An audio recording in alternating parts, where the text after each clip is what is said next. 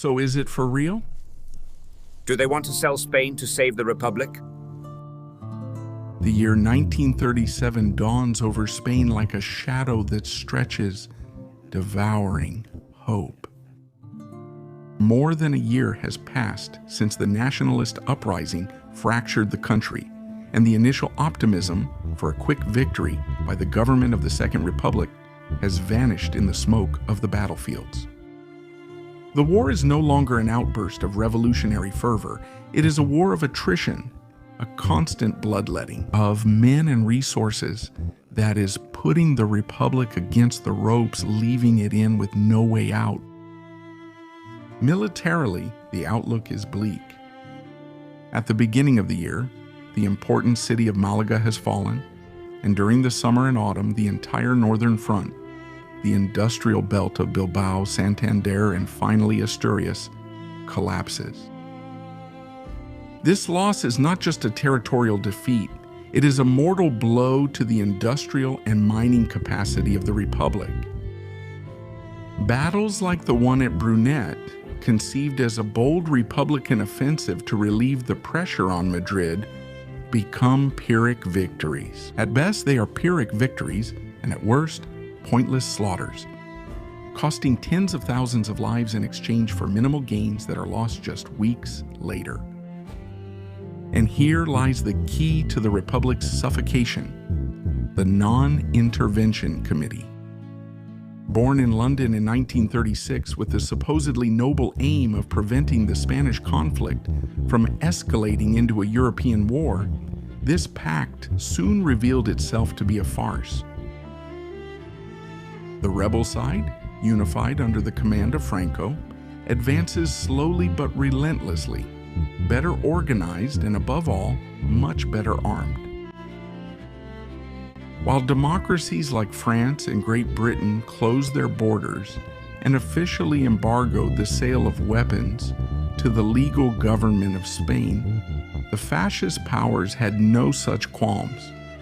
Hitler's Germany sent its Condor Legion to practice its aerial bombing tactics, and Mussolini's Italy landed thousands of soldiers from the Corpo Truppa Volontari. For the Republic, every rifle, every bullet, every plane had to be obtained on the black market at exorbitant prices or through the only power that offered substantial help: the Soviet Union. I really have a good time with these people. Anyway, welcome everyone to this new Historia Hispana video. Ha! Ha ha ha. But this help was not a blank check. It arrived with difficulty across the Mediterranean infested with enemy submarines and was paid for at a very high price with the famous gold reserves of the Bank of Spain, the so-called Moscow gold. By 1938, with the gold dwindling and Soviet aid proving insufficient, the noose was tightening around the Republic's neck. However, without allies and without money, what did a cornered government have left? Desperation is the mother of ingenuity, and also of the most extreme and unthinkable solutions. Facing the abyss, with the sound of enemy cannons approaching the centers of power of the Republic, and the constant stream of bad news from the front, conventional solutions had been exhausted. And in that shadowy scenario, faith emerged, the faith of Indalecio, who at that time was the Minister of National Defense. Prieto was a veteran politician and saw with terrifying clarity that the Republic was not losing due to a lack of men, but because of a suffocating material inferiority. Prieto and his collaborators' logic was simple. If the world denies us the right to buy weapons to defend ourselves, then let's not try to buy the weapons. Let's try to buy Britain's support. If the Republic couldn't acquire planes and cannons, maybe it could acquire the strategic interest of the only power whose naval and economic strength could still tip the balance: the British Empire. The plan evolved from a simple commercial transaction to a geopolitical offer of unprecedented scope. The Republic, in exchange for its survival, would put its sovereignty on the negotiating table. Territorial. The offer that was secretly designed was precise and calculated to tempt British ambition. It wasn't just any territory, but three of the most strategic port enclaves in Western Europe. Okay. So, in exchange for support, we gave them Vigo, Cartagena, and Mahon. Nope. The first one was Vigo. Located in the Galician Rías Baixas, its deepwater port was an exceptional gateway to the Atlantic. For the Royal Navy, controlling Vigo meant securing a vital base for its fleets and protecting imperial trade routes, and above all, establishing a formidable observation and containment point against the growing threat of Nazi Germany's U-boat submarines. It was to offer them the key to the Bay of Biscay and an outpost on Europe's Atlantic seaboard. The second and third enclaves were in the Mediterranean, the sea where a naval chess game was being played between Great Britain, France, and Mussolini's Italy. Cartagena was offered, Spain's main naval base since the 18th century. A historic military port, heavily fortified and with top-level arsenals and shipyards. Handing over its control to the British would have meant a complete shift in the balance of power in the Western Mediterranean, giving the Royal Navy almost absolute dominance and neutralizing the Italian naval threat. But the real crown jewel, the piece that was meant to be irresistible to London, was Mahon on the island of Minorca. Its port is one of the most perfect and defensible in the world, a natural refuge coveted by all naval powers for centuries.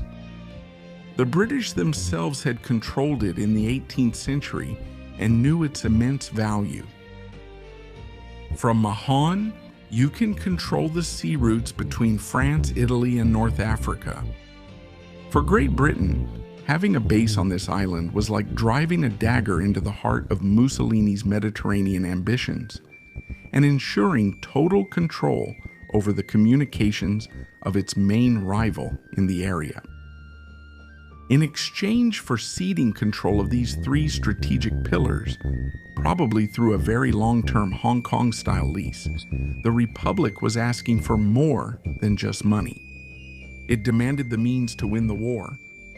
The request included a massive and urgent supply of modern weaponry, hundreds of fighter planes and bombers.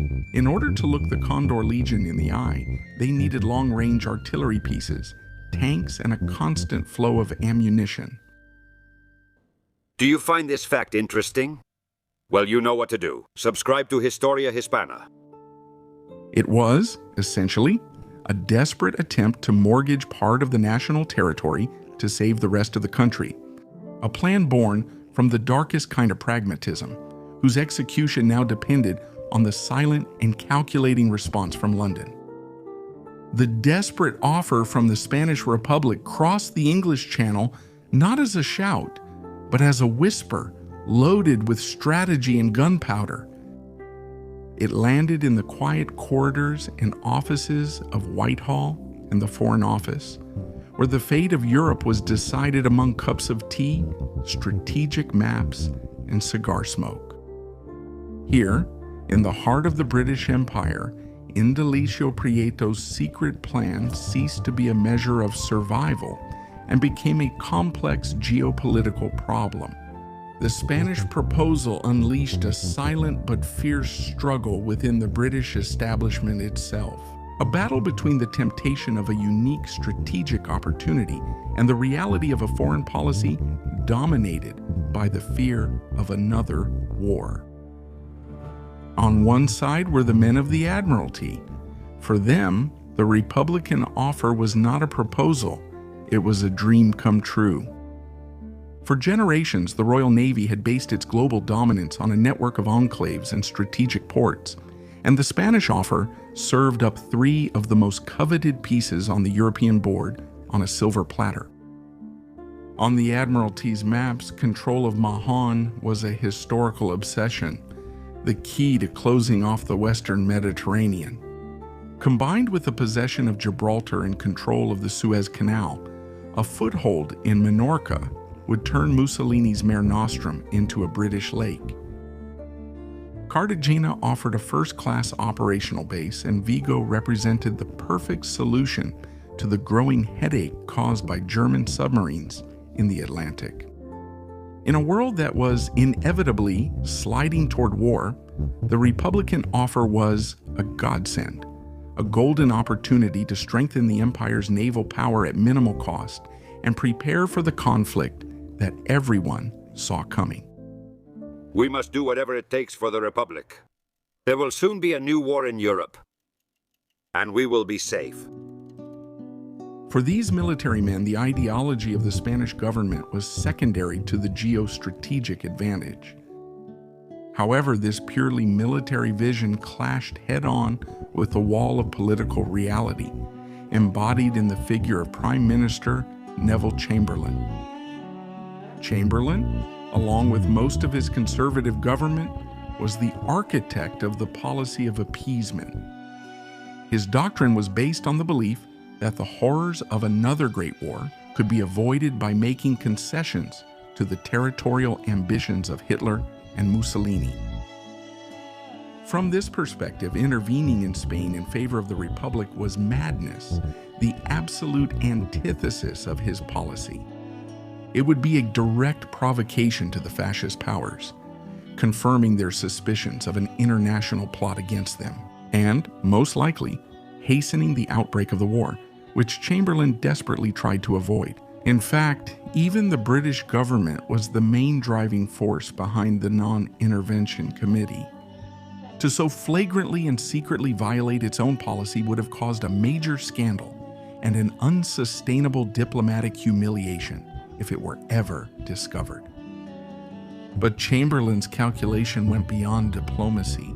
For the conservative elite, the government of the Spanish Republic was, at best, a chaotic mix of socialists, anarchists, and unreliable Reds, and at worst, a puppet of Stalin's Soviet Union. The fear of communism was a driving force in British politics in the 1930s. Many in power and in the City of London saw Franco not as a coup leader, but as a general of the old order, an authoritarian nationalist who, at the very least, would keep the communists in check and protect important British investments in Spain, such as the mines. The idea of arming a red government so it could massacre a future conservative trading partner was, for them, simply unthinkable. That's how the negotiations began, which were never really negotiations at all. They were a masterful exercise in the legendary British composure and diplomatic ambiguity. The Republican envoys, led by Ambassador Pablo de Azcárate, were met with a wall of courtesy and evasiveness.